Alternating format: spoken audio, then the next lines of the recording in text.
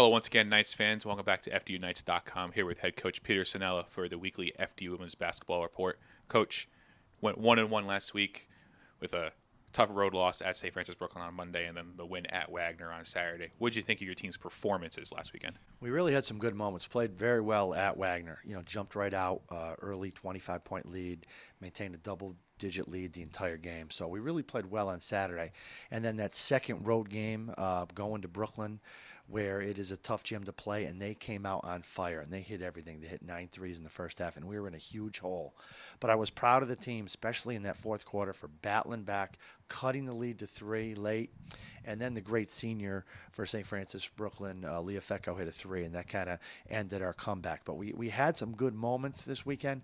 We just the first half of the game at St. Francis Brooklyn, we just got in too big of a hole. Individually last week, Maddie Conley had her 2 best games as a collegiate so far in her freshman campaign. 1 NEC Rookie of the Week honors, first time a non-Red Flash player had done that. Yeah. What did you think of your true freshman performance? Well, she's been very consistent for us all year. She did have a sprained ankle around right after the holiday break, and that kind of slowed down her offense a little bit. So we've been trying to push her to be more aggressive on the offensive end, take more shots, try and find your way into the offense. And she really did this weekend. Hit a lot of threes, got to the basket, got double figures in both games. She always plays good defense and rebounds well from the position.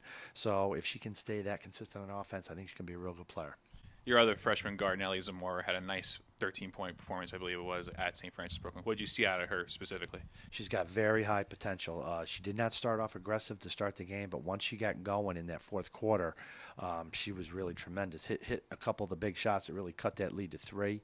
Showed a lot of potential on defense with steals and some scrappy plays. So we just have to get her to be much more aggressive and to try and come out and play that way the whole game. One other individual note, Kelsey Crews did pass 1,500 points for her career. What does she mean to this program her last 4 years? Just a tremendous scorer. I mean, 1,500 points is very hard. You also have to remember she didn't play much as a freshman.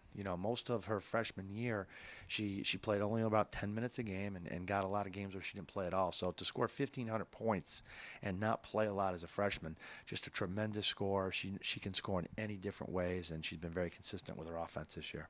Now looking ahead to this weekend, you guys host Robert Morris on Saturday at 2 o'clock here at the Stratus Arena, and then you go to Mount St. Mary's on Monday.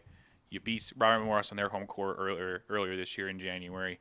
What is it going to take to have a repeat performance on Saturday?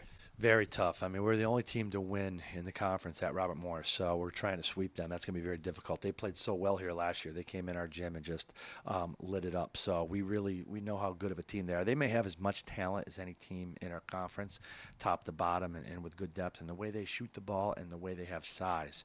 So we really have to play well. We played very well there. We won by double digits at Robert Morris. So we got to try and play like that and probably even a little bit better because I think that they're playing really well right now.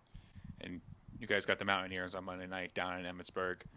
You beat them earlier this year on your home court. What is it going to take for you to look for another season sweep of an opponent? Well, we got to have a good practice on Sunday down at Mount St. Mary's. We got to really be mentally prepared. We got to play better on our Monday games. And last year we had a great game at Mount St. Mary's, hit a shot at the buzzer. So it was one of those games that could have went either way. And typically, when we play Mount, those are the type of games we have. So we really got to go there. It's going to be a great battle. They're very well coached and they run a lot of good stuff. And we got to really focus for all 40 minutes.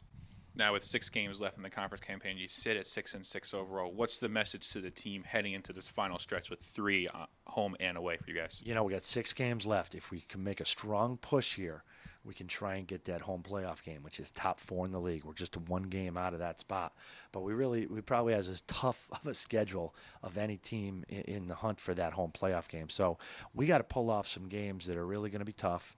But that's our goal, starting with Saturday, to try and pull off some of these games and try and get that home court edge that you can have if you get in the top 4 in our conference. All right, Coach, thank you for your time this week. Knights fans, don't forget you can come out to the Stratus Arena on Saturday at 2 p.m. as the women take on Robert Morris. Men's games follows at 6 p.m. on Saturday. And if you can't make it down to Emmitsburg, you can always watch on necfrontrow.com. Be sure to follow along all season with women's basketball program on FDUKnights.com.